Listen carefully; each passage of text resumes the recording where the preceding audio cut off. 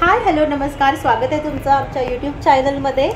तर आज मी भरपूर दिवसांनी व्हिडिओ शूट करत आहे। याचं कारण हेच आहे की येस, मी लास्ट टाइम व्हिडिओ टाकला होता की माझा जॉब सुटलेला होता। आय थिंक 9व्या गुरुवारी की 8व्या 9व्या गुरुवारी काहीतरी, म्हणजे मी स्वामी समर्थांचे 11 गुरुवार करत होती त्याच वेळेला। पण असं म्हणतात ना की स्वामी तुमच्याकडनं एखादी गोष्ट काढून घेतात, पण त्याच जागी तुम्हाला तेव्हा असं वाटतं की अरे म्हणजे आपण एवढे भक्ती करतो आहे देवाची, आपण एवढे कष्ट करतो आहे, पण आपल्याला काही त्याचं फळ मिळत नाही आहे। किंवा कधी कधी आपण एक स्वार्थी विचार करतो की काहीतरी आपल्याला फळ मिळायला पाहिजे म्हणून आपण भक्ती देखील करतो।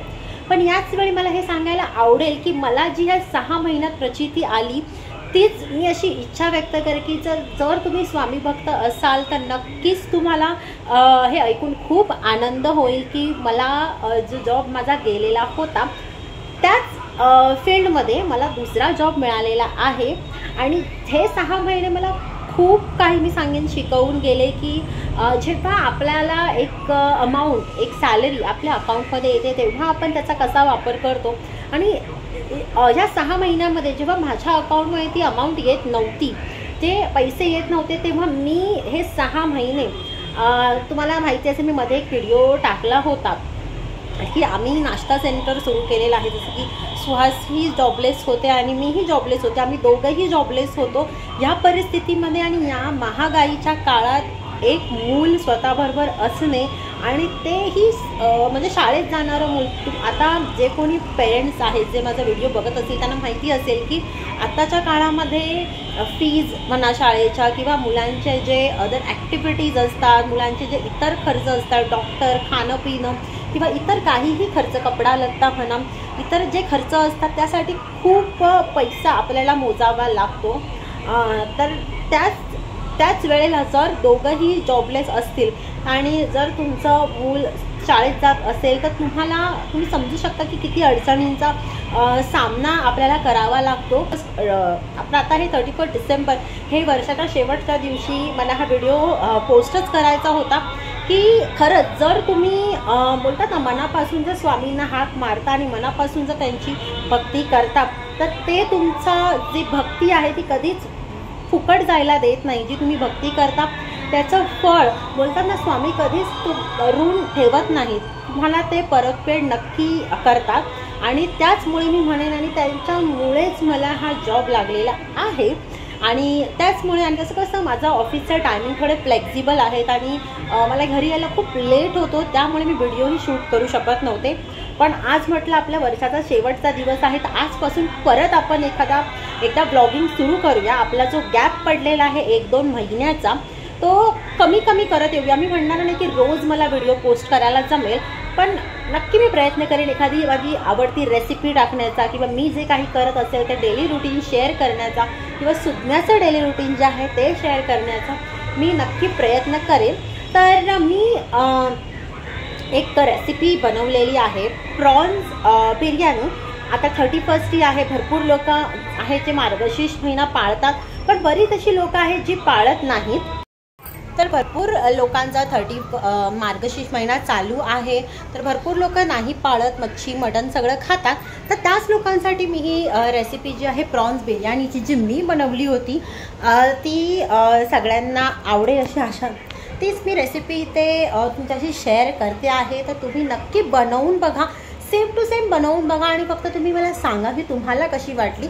एकदम आपण जे हॉटेलमध्ये खातो जी ऑथेंटिक बिर्याणी जी असते ना किंवा आपण मागवतो किंवा ऑर्डर देऊन खातो ना तशीच एकदम बनते। आणि फायदा हा होतो की एक तर घरी आपण आपल्या डोळ्याच्या समोर बनवतो आणि आपल्याला माहिती असते की आपण किती अमाऊंटमध्ये किंवा किती आपल्याला जिन्नस लागत आहे। तर ऑब्वियसली हॉटेलमध्ये ज्या अमाऊंटला तुम्ही ही बिर्याणी खाता त्यापेक्षा नक्कीच कमी किमतीमध्ये तुमचं ही बिर्याणी तुम्ही घरातल्या सगळ्या माणसांना देऊ शकता।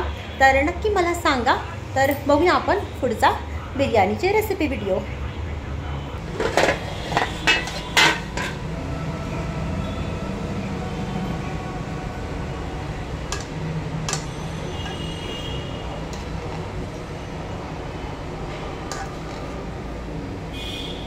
तर बिर्याणी बनवण्यासाठी पहिला तर बिर्याणी राईस, आपला जो लॉंग ग्रेन म्हणतात ना राईस, तो आपल्याला लागेल बिर्याणी राईस. तो राईस तुम्हाला पहिला तर मी काय करते 5 ते 10 मिनटांना भिजवत ठेवते. 10 मिनटं भिजल्यावरती त्याच्यानंतर मी पाणी उकळते आणि त्यामध्ये हा जो राईस आहे तो बॉईल होण्यासाठी ठेवते. थोडंसं तेल ह्याच्यामध्ये मी घालते आणि वरती थोडंसं लिंबू मी पिळते, कारण लिंबू पिळल्यामुळे ही एक ट्रिक आहे, तुम्ही यूज करून बघू शकता. लिंबू पिळल्यामुळे आहे ना राईसचे जे दाणे आहेत ते फळफळीत होतात, म्हणजे फळफळीत आपला जो भात आहे तो बनतो. हे मी प्रॉन्स जे आहेत ते मी स्वच्छ करून त्यातला काळा धागा काढलेला आहे, आठवणीने काढायचा आहे. आणि मॅरिनेट करून ठेवलेला आहे मी तो शॉर्ट घ्यायला विसरली. मॅरिनेट मी केलेला आहे, दह्याचा वापर नाही केलेला आहे, लक्षात घ्यायचं आहे. फक्त मी इथे बिर्याणी मसाला, आपलं जे मालवणी लाल तिखट आहे ते, हळद आणि मीठ एवढंच वापरलेलं आहे मॅरिनेट करायला, बाकी काहीही वापरलेलं नाही आहे. बिर्याणी मसाला मॅरिनेट करताना टाकायला विसरू नका, त्याने चव खूप छान येते. आणि सगळं मी माझ्या म्हणजे बोलतात ना माझ्या तिखटच्या प्रमाणात टाकलेलं आहे, की तुमच्या घरी माणसं केवढं तिखट खातात त्याप्रमाणे तुम्ही टाकू शकता. राईस जो आहे तो बिर्याणीसाठी कधीही पूर्ण कुक नाही करायचा, थोडासा बोलतात ना 80% राईस कुक करायचा, 20% ठेवून द्यायचा, जेणेकरून जेव्हा आपण दम लावतो ना तेव्हा तो राईस आतमध्ये कुक होतो. त्यामुळे इथे मी एक कढई घेतलेली आहे, त्याच्यामध्ये तेल घ्यायचं आहे. कांदा म्हणजे बरिस्ता आपण जो म्हणतो, कांदावरती जो आपण एक क्रिस्पी कांदा असतो तो मी उभा कांदा चिरलेला आहे आणि ते बरिस्ता मी बनवते आहे बिर्याणीसाठी. तर इथे हा कांदा जो आहे मी जवळपास 4 ते 5 कांदे कापले होते मोठे, त्याच्यामधल्या आय थिंक 3 कांद्याचे मी बरिस्ता बनवला, कारण खूप छान लागतं. जे तुम्ही प्रॉन्स मॅरिनेट करताना त्याच्यामध्येही तो बरिस्ता थोडासा कुरकुरीत असतो, तो असा हाताने कुस्करून टाकायचा, खूप छान लागतो. तुम्ही करून बघा आणि मला सांगा. तर इथे मी कांदा जो आहे तो व्यवस्थित परतून घेते आहे आणि ते अक्षरशः बोलतात ना करपवायचा आहे आपल्याला कांदा. त्यामुळे पहिलं मी एक मीडियम फ्लेमवरती त्याला व्यवस्थित लाल करून घेतला आणि मग थोडीशी गॅस जी आहे ती फास्ट केली आणि कांदा जो आहे म्हणजे बरिस्ता जो आहे आपला बिर्याणीसाठी लागणारा तो बनवून घेतला. जसं मी तुम्हाला सांगितलं की ऑथेंटिक आपल्याला बिर्याणी बनवायची आहे, त्यामुळे मी हे प्रयोग केलेला आहे. नाहीतर नॉर्मल जर बिर्याणी किंवा आपल्याला पुलाव जर बनवायचा असता ना तर मी नसतं केलं एवढं सगळं कष्ट, पण केलेलं आहे. तर हे तुम्ही ट्राय करून बघा आणि मला सांगा नक्की. मला आवडेल ऐकायला तुमच्याकडनं की तुम्हाला कसं वाटलं ते हा एक प्रयोग घरच्या घरी केलेला. तर व्यवस्थित त्या तेलामधनं मी हा कांदा जो आहे तो वेगळा केलेला आहे आणि तेच तेल नंतर फोडणीला वापरायचं आहे. परत दुसरं ते तेल म्हणजे काढून परत दुसरं तेल आपल्याला घालायची गरज नाही आहे. हेच सेम तेल तुम्ही नंतर आपल्या फोडणीसाठी म्हणजे बिर्याणीचं जे ग्रेव्ही बनते ना त्याच्यासाठी वापरू शकता. डोंट वरी.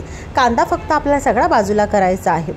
तर थोडासा कांदा तेलामध्ये राहिला तर काही हरकत नाही, कारण आपण काही गाळून वगैरे घेणार नाही आहोत. थोडंसं काढून घ्यायचं चमच्याने वगैरे. त्याच्यानंतर तुम्हाला लक्षात घ्यायचं आहे की फ्लेम जी आहे ती मीडियमच ठेवा, एकदम पण स्लो ठेवू नका आणि एकदम पण अशी फास्ट ठेवू नका की फोडणी करपून जाईल. तर त्या बारीक केलेल्याचा फ्लेम आहे. त्यानंतर मी काय केलं, जो कांदा आहे तो पहिला घातला, जो उरलेला कांदा होता 1-2 कांदे जे होते कट केलेले, मी उभे कट केलेले आहेत कांदे. तर उभे कट करताना लक्षात घ्यायचं जास्त मोठे मोठे नाही कट करायचे, थोडे मीडियम किंवा बारीक तुम्ही करू शकता. आपल्याला मार्केटमध्ये जी किसणी असते कांदा कट करायची ती इझिली अवेलेबल आहे. तुम्ही एक तुमच्याकडे असलेली उत्तम जेव्हा पुलाव किंवा बिर्याणी करतो ना तेव्हा ती किसणी फार उपयोगाला येते, कारण पटापट आपले कांदे जे आहेत ते किसून होतात त्याच्यावरती, त्यामुळे जास्त टाईम लागत नाही, वेळ वाचतो. तर इथे मी कांदा व्यवस्थित ब्राऊन कलरवर परतून घेतला आहे. इथे मी हे आलं लसूण पेस्ट टाकते आहे, चमच्याने टाकते आहे, त्यामुळे मोठा चमचा घेतलेला मी. तर इथे आलं लसूण पेस्ट मी घातलेली आहे. टमॅटो घेतलेले आहेत, इथे मी 2 टमॅटो घेतलेले आहेत बारीक चिरलेले आणि व्यवस्थित परतून घेतलेले आहेत. इथे व्यवस्थित परतून घेतलेले आहेत. इथे सुज्ञा माझी सारखी फेऱ्या मारते, तिला मच्छी खायची खूप आवड आहे त्याच्यामुळे.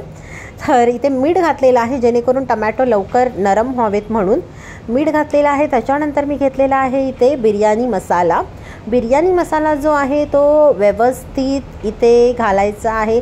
मी एक पॅकेट घेतलेलं होतं बिर्याणी मसाल्याचं, त्यातला थोडा मी इथे प्रॉन्ससाठी वापरला होता आणि बाकीचा सगळा मसाला मी एक 10 रुपयाचं पॅकेट असतं बघा, मी ते आणलं होतं. माझ्याकडे घरचा संपला होता माझा एव्हरेस्टचा, त्यामुळे तर मी एव्हरेस्टचं 10चं पॅकेट्स असतं ते घेऊन आले.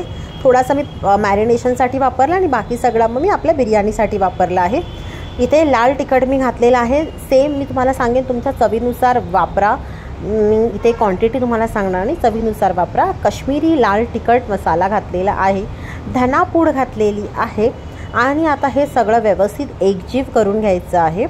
व्यवस्थित एकजीव करून घ्यायचं आहे. हे बघा धनापूड घातलेली आहे मी इथे. व्यवस्थित ते जे टमॅटो आहे ते नरम झाले पाहिजेत, कारण बिर्याणीमध्ये जर कडक जर राहिला टमॅटो तर तो दाताखाली आल्यावर त्याची टेस्ट एवढी नाही छान लागत. तुम्ही बघाल तर व्यवस्थित बघा. इथे तेल जेव्हा सुटायला लागतं, इथे बघू शकता तुम्ही तेल सुटायला लागलेलं आहे. इथे हळद घालते आहे मी. तेल आपलं जे आहे ना ते सुटलं पाहिजे, तर तुम्ही समजू शकता की तुमची जी व्यवस्थित ग्रेव्ही आहे ती रेडी आहे.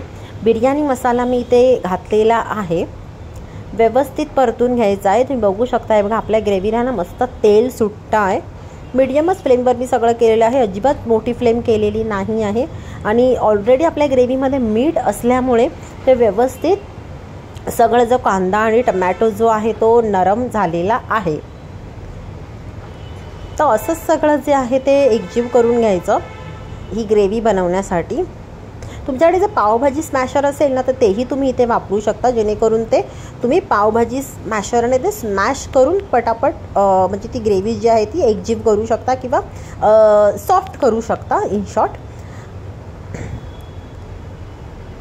इथे मी अजून मीठ टाकते, कारण इथे कसं आहे तुम्ही ग्रेव्हीमध्ये जास्त मीठ टाकलं तरी काही प्रॉब्लेम नाही आहे.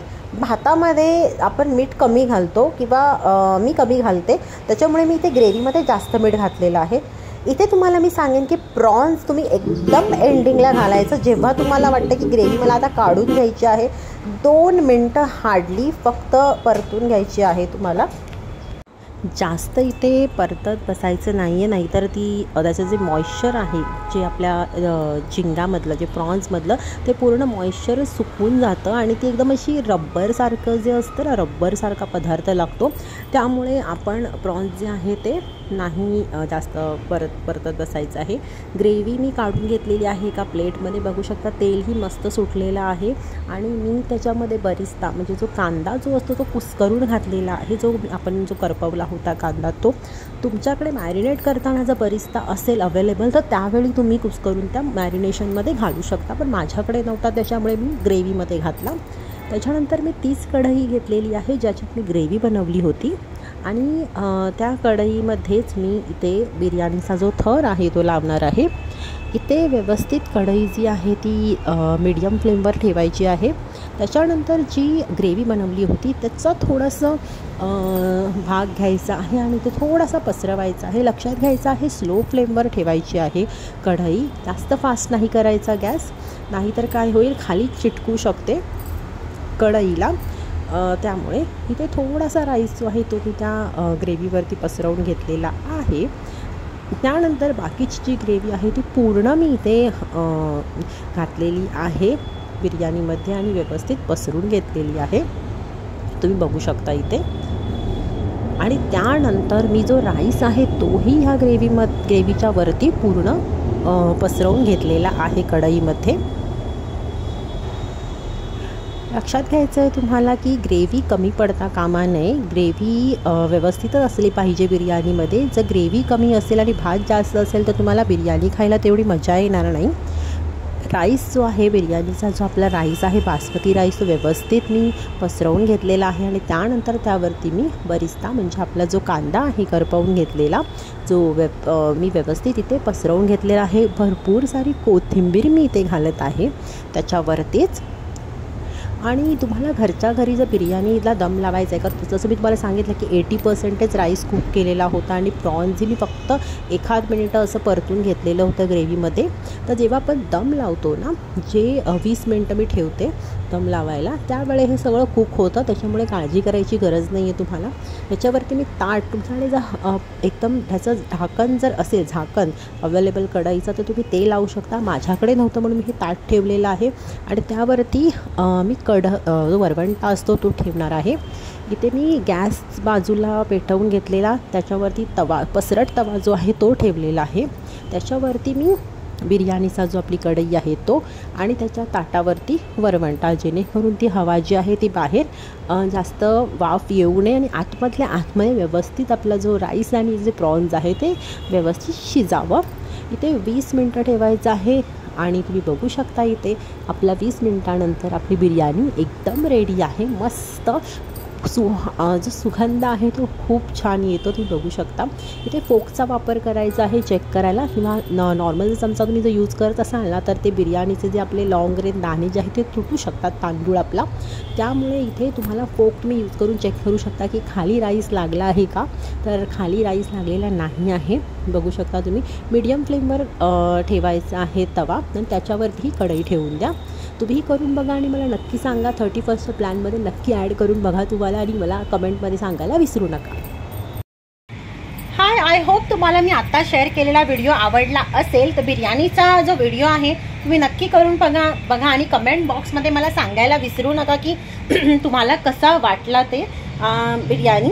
तर भेटूया आपण आपल्या नवीन वर्षामध्ये नवीन व्लॉगसोबत. आय होप सो मी व्हिडिओज बनवत राहीन, आणि जो मधला हा जो गॅप झालेला आहे त्यासाठी मनापासून खूप खूप सॉरी, कारण मला ऑब्व्हियसली वेळ नाही मिळाला, त्यामुळे पण मी वेळ काढण्याचा नक्की प्रयत्न करेन.